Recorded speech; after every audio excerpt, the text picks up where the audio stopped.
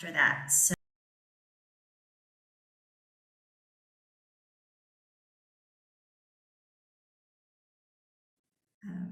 take it away. Thank you, and thank you to the organizers for inviting me today. I'm also the author of the person I'm going to be speaking about, A Failure Vision, Michael Harrington and the Limits of Democratic Socialism, which is a latest book on the founder of DSA. In a shameless plug, I urge you to buy it because I'm going to be glossing over a lot of things just to kind of get at the essence of my talk. So Michael, I want to just start off with who Michael Harrington is. He is the founder of the Democratic Socialists of America, and he was actually the head of the Socialist Party of America and the founder of the Democratic Socialist Organizing Committee. And he was also a public intellectual, author of many books, most notably The Other America, which was a seminal work on poverty. And he also developed this theory called realignment. And I want to talk to you now a little about what realignment is. It is not something that he envisioned or originally invented, that actually came from other people he was associated with, but it's something he truly developed and refined into a strategy. And realignment was meant to answer the question, how can the United States reach socialism? And Harrington begins with this idea that in Western Europe, the working class has some form of independent political representation in a social democratic or a labor party. The Labour Party in Britain, the Socialist Party of France, et cetera, et cetera. And he says, well, what about the United States? And he believes that actually there is no mass socialist party here. And he's writing this and developing these ideas in the late 50s, early 60s. And he's like, well, yeah, we don't have a mass labor party, but we actually have a secret labor party. And that is formed by the trade unions, the American Federation of Labor and the Congress of Industrial Organizations, or the AFL-CIO, when they were forged and united in 1955. So he believes people like Samuel Gompers, George Meany, notable labor bureaucrats and anti-communists were actually like these secret socialists pushing a progressive agenda, but they happen to be subsumed in the Democratic Party.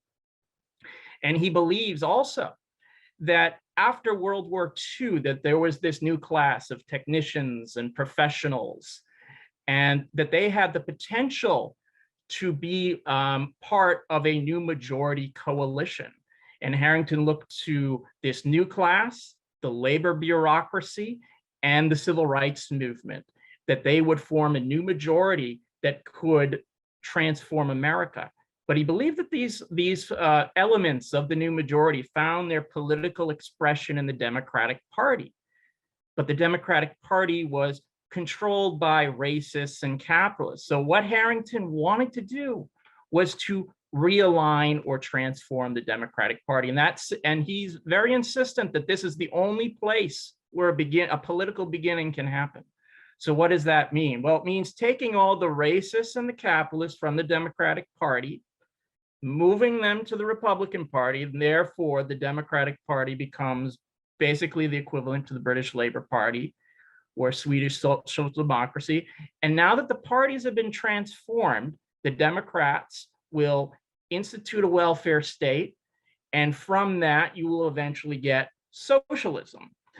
And how does he envision this happening aside from just a pious wish? Well, he believes that socialists and social democrats need to be inside the Democratic Party as an active constituency. They need to ally with liberals because he believes that the first step in realignment will be a new reinvigorated liberalism. But socialists, and this is, Harrington believes that socialists need to be strategic and realistic. He calls this the left wing of realism. So that means you can't alienate liberals, you can't do a lot of militant things in the streets, anything illegal. You got to stay strictly within legality and all of that. You really can't, be pro-communist in any sense. So anti-communism you have to accept. And all this anti-imperialism, that's kind of, well, you can't do that either, because again, this will alienate your liberal allies. So this is the basic vision of realignment, is to take these the progressive constituency, he says, that exists in the Democratic Party, make it the ruling faction of the Democratic Party, and that will lead to socialism. And Harrington, this is pretty much his political vision throughout his life. And I just want to now briefly kind of talk about how that actually worked. So this was actually, if you are a student of the 60s, you're no doubt familiar with Students for Democratic Society and the Pruitt-Huron Statement. You'll find the realignment vision there. And in 1964, Harrington first really put this into action with his support for Lyndon Baines Johnson in his election campaign. And he basically said, we need to support Johnson. We got to be realistic. It's not just the lesser evil, because obviously the Republicans are ultra right, they're racist, they're going to start a war, they might even start World War III. But if we support the Democrats, they're a bit more peace loving, they'll fight poverty, and they'll give the left space to organize. And he was right in a sense, because there was obviously there was a war when from Johnson, who also did fight poverty, kind of.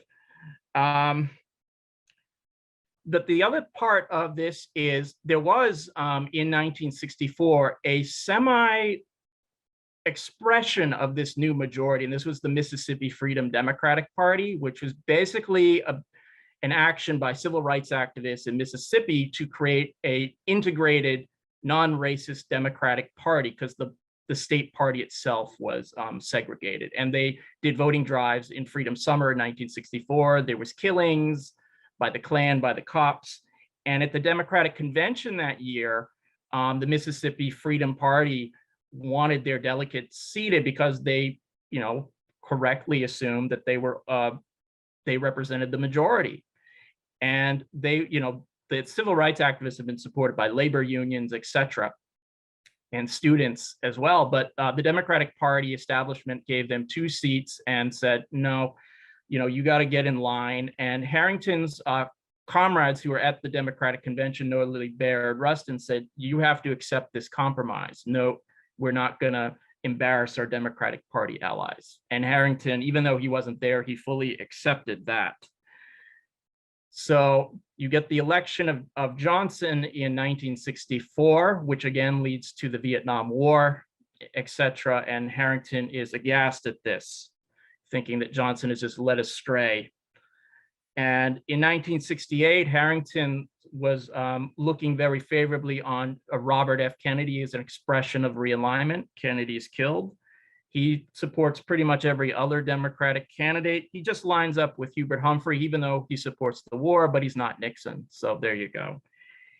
I'm going to skip over 1972 because Harrington was involved in probably the weirdest political split on the American left, when the Socialist Party was torn between supporting either George McGovern or Richard Nixon.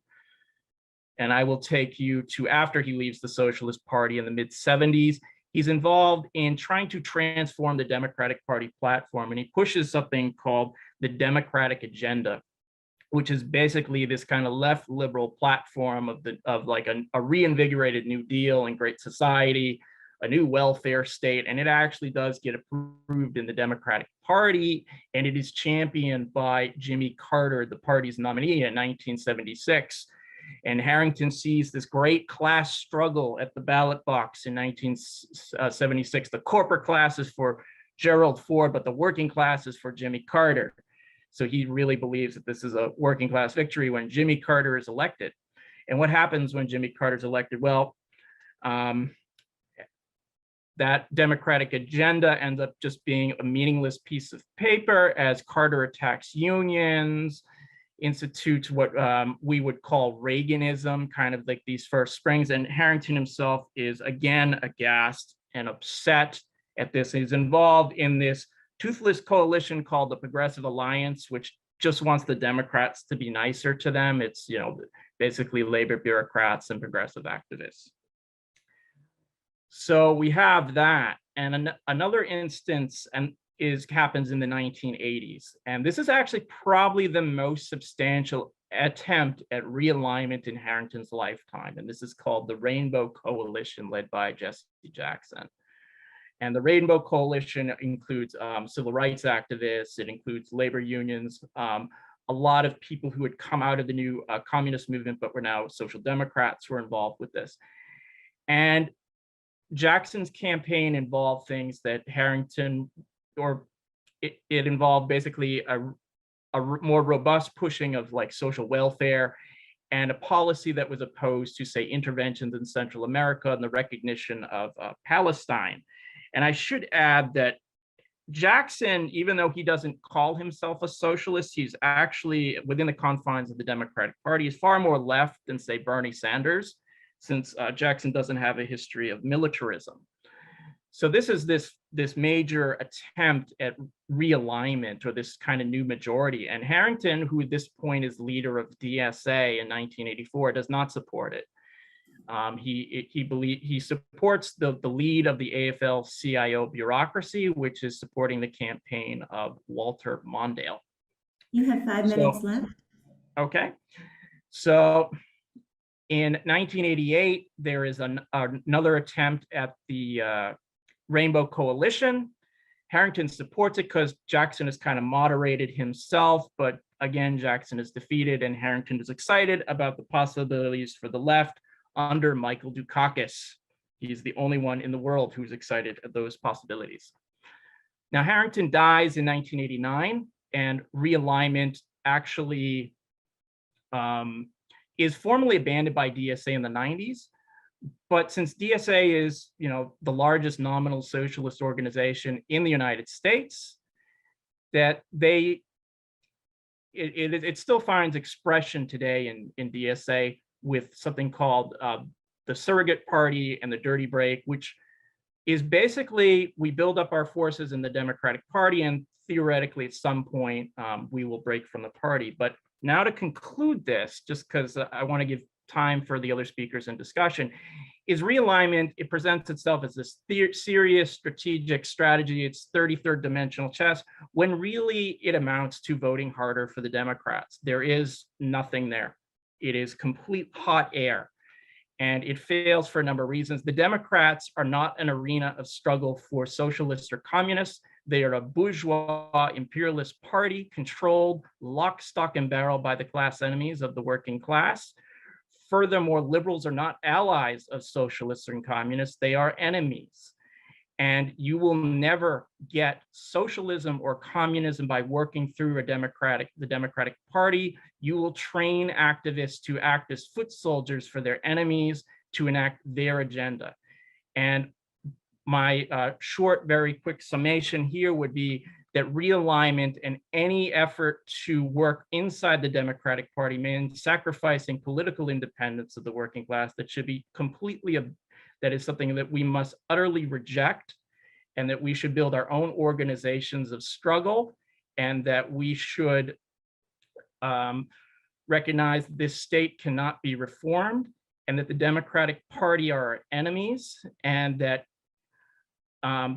the only result of this will be to continue a legacy of failure and to foreclose the possibilities for socialism in the United States. Thank you.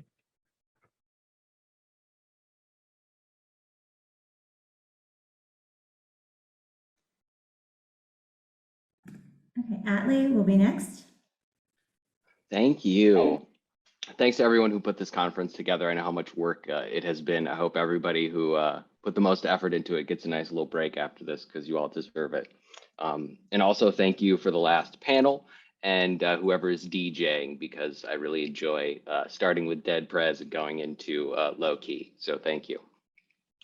So just to give a brief introduction, since I know no one here knows who I am, just one thing to understand for me, right? I was raised on my grandmother's stories of growing up in Hitler's Germany. And so my orientation to politics is very much still centered around the German experience and the failures of the German left against the Nazis. I would be rather centric in that regards to a fault, and I'll just start with that so you know my biases going into things. And that's really how I came to Michael Harrington in the first place. I want to give a little continuity from where what you're talking about, Doug, is how Michael Harrington did or did not understand his own politics in relation to the social democracy that failed against the Nazis in Germany. And it's really interesting. It's really interesting. I'll talk about two, but three instances as well. So back in 1968, and I don't know much about Harrington's background. I really didn't know much about him or the DSA in general before I started reading about him, even though I became a member of the DSA and still am technically. So in 1968, right, there's really no evidence that he is familiar with the German social democracy against the Nazis, right? But the entirety of his belief in the democratic left, or toward a democratic left, or whatever he called it in the book that year, was of course the idea that a unified revolutionary working class was impossible.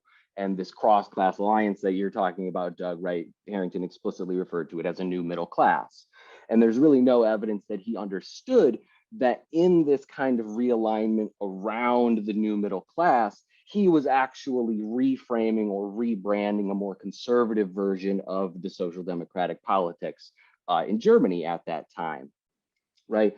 And what is most interesting about this is by the time we get to 1976 in his book, The Twilight of Capitalism, he advances actually a pretty staunch criticism of the electoral path to socialism, at least as it was articulated by those like Karl Kautsky, Rudolf Hilferding, and Edward Bernstein of the German Social Democratic Party, or the SPD, right?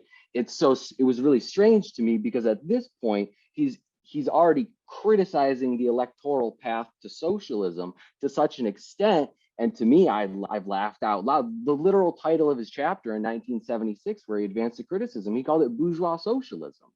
So to me, and this is the thing that I still can't figure out, Doug, maybe you can, it's how you can have somebody, at least at a theoretical level, who's already coming to criticisms of these things, but at the same time, there is no connection, an entire disconnect between what he was advancing at the theoretical level, at least in this one instance, looking at Germany and then building a politic that's actually the same in so many ways, if not obviously more conservative.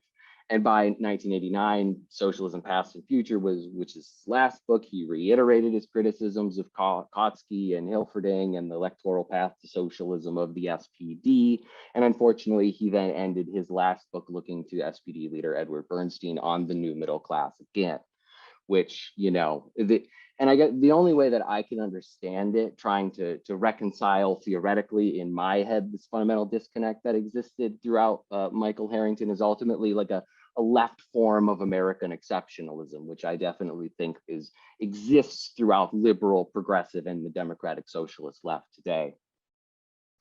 And so to bring a little background to this in terms of German social democracy, to sort of relate it back to the United States more broadly, right? Centered to the idea of people like Karl Kautsky and Rudolf Hilferding and Edward Bernstein, was the idea that, in this case, the Weimar Republic, the state in general, through the electoral path to socialism was through a regulation of capitalism or a management of capitalism in this era of post-capitalist crisis, right? This was their belief that the state could be relied on for the path to socialism as a way of lifting up the working class into what was then a new middle class to them as well, right? It was sort of a project to universalize this notion of a new middle class. And to me, what's most interesting about that not only is the relationship to how Michael Harrington saw it as well, but also this was the dominant form of the SPD's anti-fascist politics as well, because the entire idea was centered on universalizing this new middle class through the power of the government and the electoral inexorable march from capitalism to socialism was going to be the means of keeping the Nazis at bay, to stop them from rising in their influence throughout the country. Sorry, noting the chat. And so what was paradoxical for the German SPD at the time was the fact that this very idea, this very new middle class that they looked to, that they put their hope in universalizing as this this pseudo anti-fascist politics, was that ultimately the middle class in Germany then had, at least in large part, been the product of German settler colonial expansion into the end of the 19th century and into the 20th century.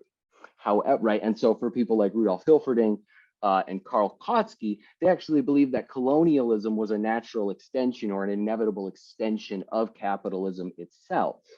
So the idea for them was that in a sense, or in essence, to the colonized people in Africa, you are now being part, you have the privilege of being part of this process where you go from colonized person to working class on the path of potential socialism, presumably through your control over the settler colonial state in Africa, right? This was not a side aspect of their politics. It was part of the essence of their politics. And the Weimar Republic was the means by which this process was going to happen. But unfortunately, right, what do we know about after the end of World War I? As a result of Germany losing the war, they also lost control of their settler colonies. So the expropriation of surplus value into Germany from the settler colonies, right? The part of the condition for the rise of the new middle class in general had evaporated. And so over the course of the Weimar years, from the end of 1918 to, late 1932 and the first quarter of 1933, what you saw is a fundamental disconnect between German social democratic politics and what they hoped to achieve, their successes, and the actual conditions of Germany in general. Because far from being capable of giving rise to this universal new middle class, situations of crisis, both capitalist crisis and their losing the benefit of the settler colonies, had created a crisis of worsening the middle class that the SPD was supposed to be universalizing. And so this brings us back to the United States today, right? It is, to me, it is no coincidence that Bernie Sanders, for example, that this is not a personal attack, right? This is just reality, right? That he and his wife became millionaires for the first time after his book comes out, advancing the centering progressive politics in his democratic socialist politics on reversing this decline of the middle class, right? It is the same sort of project, except it's modified because the United States is not Weimar Germany, right? The United States doesn't exist as a settler colonial power in the exact same way that Germany does. It has its own history, its own settler colonial nature that is different yet very much related to Germany at the same time. Similarly, the problem for contemporary social democracy in the United States today, trying to universalize this notion of the middle class, is it is similarly based on an impossible fiction. And this is really important to me because you can even go to Yale historian Timothy Snyder, who, amongst others like Isabel Wilkerson, have explained the interrelationship between Nazi fascism and the US as a settler colonial project, right? Because Hitler was explicit about it. It was his settler colonial expansion was a war for Lebensraum, or living space, and he looked exactly to the United States as the project he wanted to emulate, right? But to understand that the core of this project was this fiction of a universal middle class, right? It was a fiction grounded in this idea of an Aryan race centered on nuclear middle class families and a Nazi version of the American dream. Again, that's not me, that's Yale historian Timothy Snyder.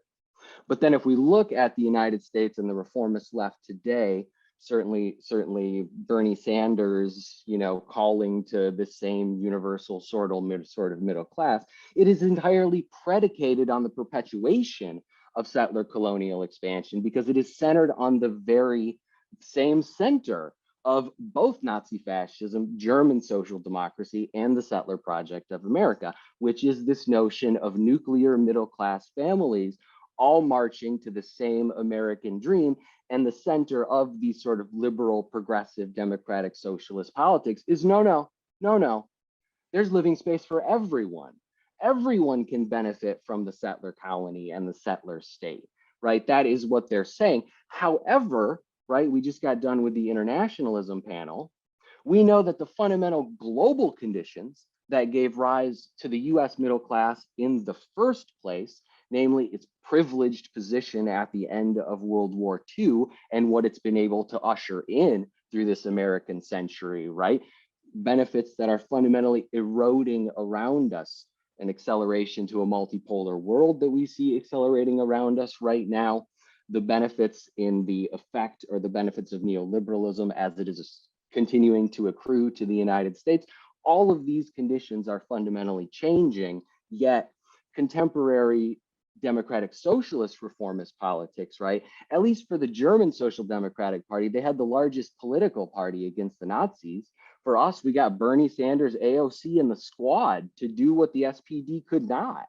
And I think it speaks to, right, what Walter Benjamin referred to as a fundamental delusion that has been part and parcel to social democracy for the beginning, because its leadership can rise to positions of power by parroting the same universal middle class talking points, and who ultimately reinforce this tendency towards social democracy, because it's what allows them to suck up all the oxygen in the room, the one to always be with books and speakers and all of these things having this institutional backing, always based on a perpetuation or the subsumption of revolutionary politics into something more palatable for themselves, namely social democracy. And I think what exists part and parcel to this is the elimination or the burying of the actual politics that existed in the German left against the Nazis in a sort of black hole, if you will, because as soon as you start exposing the politics that existed in the left in Germany against the Nazis, you expose not only the theoretical failures of the reformist left today, but you start to piece together this intergenerational history of how it was the case, or how it has been the case, that the lies and distortions that are told about this history become reproduced, right? So there's no better case of this than Noam Chomsky today, right? Repeatedly in interviews, he has blamed the German Communist Party for what led to Hitler's rise to power, right? It was the fact that by the July 1932 elections, after the German Communist Party started at the end of 1918, by the July 1932 elections, the SPD had become such a complete failure. It was by this time, all those years later, that the Communist Party first won more votes than the SPD, right? This is what Chomsky blames as the, what'd you say? Got to start to wrap up. You're at 13. This was the reason that Noam Chomsky blamed, whereas the entire reality, and you can go to leaders of the SPD like Franz Neumann, who blamed the SPD for not joining with the Communist Party in a united front for revolution, rather than what he referred to as the SPD's politics of lesser evilism, which inevitably, in his words, lead to semi-dictatorships on the path to fascism. Yeah, and I'll stop there. Thanks, everyone. Okay. Great. Thanks, Atlee. Sorry, I'm just trying to keep everyone to time so that we have plenty of time for discussion. So, Coco? Hey, I'm Coco. I use he, him pronouns, and I was introduced previously, so I'll just get things started. So my presentation is going to be focusing on the, basically the kind of conditions that we face in the United States today, the historical causes for them, and why revolutionary politics and the strategy of revolution is vital to the advance of the socialist movement, and why reformism can't actually give us a path to socialism, particularly in relation to the history of the United States. So first, I'll start with a very broad overview of the development of the socialist movement. So in the mid to late 19th century was when socialism started to take root in the United States, and there were a variety of trends like a strong sort of utopian socialist bent of forming communes and escaping capitalist society, and basically trying to build a utopia on stolen indigenous land through collaborating with the kind of U.S. settler government. But there were also more militant, more revolutionary kinds of socialism that had already started to develop by that time. a more working class oriented socialism and Marxist socialism really took root after the outflux of German immigrants after the 1848 revolution was crushed in Germany. And many of these German immigrants soon brought Marxism to the working class of the United States. And quickly, by the end of the 19th century, there was a massive growth of a union movement, a labor movement, and socialists played a strong part in building that labor movement from the very first days of that struggle. And then in the early 20th century, we see the beginning of the Socialist Party, which ended up being numerically one of the largest organizations in US left history, and had a primary focus on electoralism, independent electoralism. So getting socialists elected, particularly to local office, but also with the runs of people like Eugene Debs for president. And these made significant inroads for socialist ideology, but were plagued by, the contradictions of a merger between revolutionary and reformist politics within the Socialist Party's organization.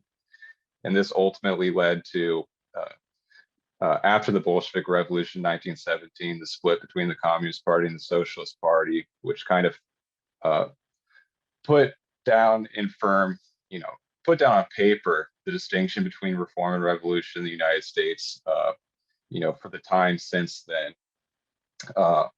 But the real thing I want to focus on is not giving a complete outline of the history of the left, but to point out that, the left has gone up and down in waves based on the actions of the US government and the actions of participants of the left, their ideology, their strategy, etc. And throughout US history, we've seen this mix of repression and co-optation to deal with the rise of left-wing militancy. Most notably, in the 1920s, there was the first Red Scare, where hundreds of communist and socialist activists were deported or imprisoned. And this really helped to break up a lot of the momentum of the left at that time. McCarthyism is obviously the most well-known example, with the blacklists and complete hounding out of revolutionaries from political life in the 1950s. And in the 1960s and 70s, the COINTELPRO was used to spy on and repress and even assassinate and imprison many of the most important revolutionary leaders of that time. So that's one aspect of it, is there's been a long chain of repression that's basically broken off some of the most militant leaders of the movement, whether it be from assassination, imprisonment, or through kicking them out of the workplace and kicking them out of the places where they could engage with the working class. And then on the other hand, you see this tendency, particularly of the Democratic Party historically, to co-opt and to take under their wing elements of the left in order to accommodate it and take away kind of the radical edge of its doctrine. And today we see that method of accommodation playing a primary role. In 2008, the financial crash really has produced the kind of conditions that we've seen in the United States since then. And that's led to the rising of a number of mass movements, such as Occupy Wall Street, the Black Lives Matter movement, Me Too, Standing Rock, and some labor activities, especially around Fight for 15 and organization of new unions. So these are the kind of conditions by 2016 that kind of gave a spark to the Bernie Sanders campaign. But I think the hard truth that we have to recognize is that most of the left fell right behind the Bernie Sanders campaign and its hopes of kind of reforming the Democratic Party or creating some sort of broader socialist movement.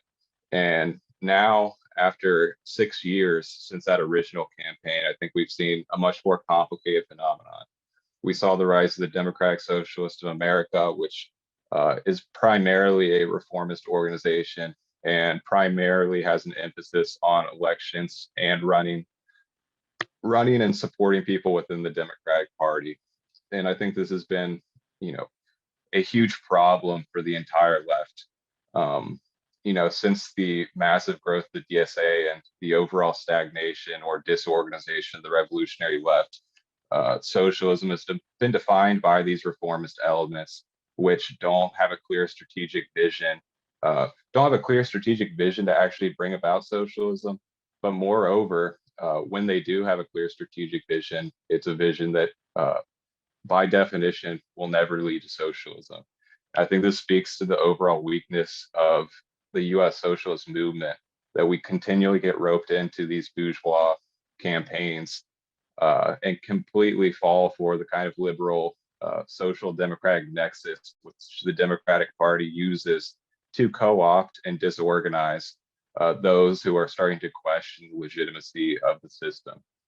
So I think the alternative that we can have today is a type of revolutionary politics.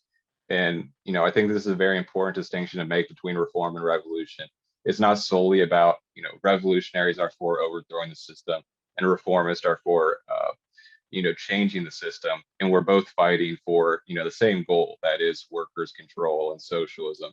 In reality, the reformist method and the revolutionary method are worlds apart, even in the tactics and strategies that we pursue. So I think an important work to read is Lukasz's Lenin, a study of the unity of his thought, which gives a very clear explanation of what a revolutionary politics can look like in contrast to reformism. And he has this idea of the actuality of revolution. He makes this point that the thing that distinguished Lenin and the Bolsheviks at that time was they actually, created a sort of nexus between, the revolutionary outlook and the day-to-day work that they were involved in, which was not common in the socialist movement at that time.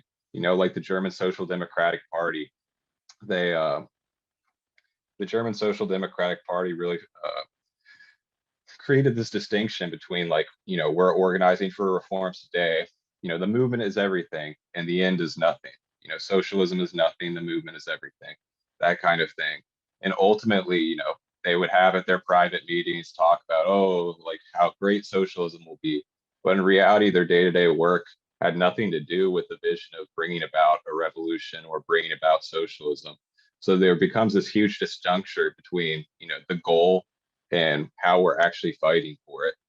So to get very concrete about this, I think we need to recognize the particular situation we're in the United States today, that, the working class, the unions, and the organizations of the left have been disorganized for 40 years since, the 1960s and 1970s movements.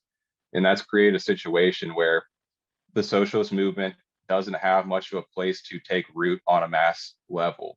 The precondition for a mass socialist movement that can actually, fight for the kind of things that we want to fight for, not just a reform of the Democratic Party or a certain, set of watered down demands. The precondition of that is mass organizations of the working class, like unions, like community organizations, and other things that can bring the working class into political life. The reason the German Social Democratic Party, the Bolsheviks, all of these organizations of the past, the Chinese Communist Party, etc., could actually reach a mass audience is because the working class was already organized on this basic level. So revolutionaries need to integrate themselves into these things. So if we recognize the overall weakness of this particular moment, I think that informs the kind of tasks that we need to pursue. I think the kind of insight that revolutionary politics and this idea of the actuality of the revolution can give us is that, we need to change that situation of the disorganization of the working class. So I think we need to proceed on, what was that? You're at 10 minutes? Okay, yeah, we need to proceed along two lines. And the first line is part of what we're doing with this conference, which is to, reorganize the scattered layers of revolutionaries across the country into a principled organization that can act together, can act at local and national levels to, put forward and develop revolutionary politics and bring people into, the Marxist movement in general. But on another level, I think we need to be very concerned with how we helped to organize the organic energy of the working class in the United States. With the George Floyd rebellions in 2020, I think it showed how much militancy and how much, desire for revolutionary and sweeping changes there is among the US working class. But that movement was never, guided into any types of organizations. Organizations were in fact very hard to find in these movements. And because of that, the sentiments of the masses were able to be redirected or completely, erased in that.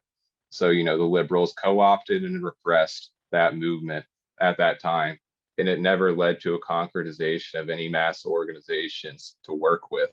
So, I think we need to proceed along those two lines, which is to help reorganize the working class, whether that be in unions or community organizations on that basic level, while also organizing an organization of revolutionaries that can act within that. And I think there's good evidence in the past, including in the United States context, that the concerted organization of revolutionaries can help rebuild or build for the first time these kind of organizations that can act as the basic line of defense for the working class. The final thing I'll say, I'd love to get to more, is that, I think electoralism is a huge problem for the US left, and particularly this Democratic Party electoralism, which actively leads to the co-optation of our movement.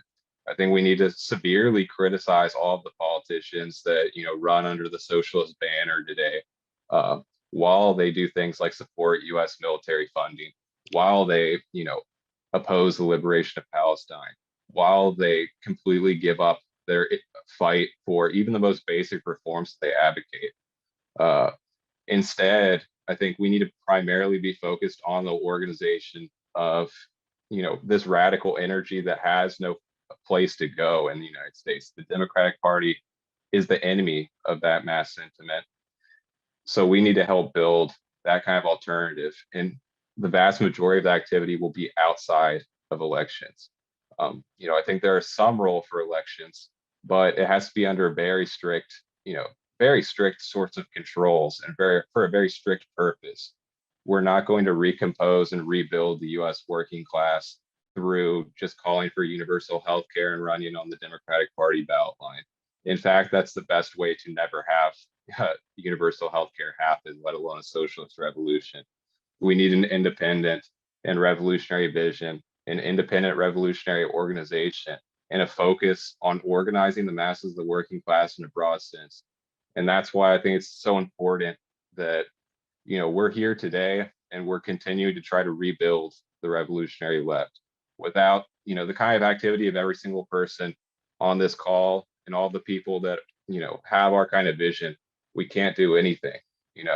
We need to get organized together and work towards our common goals.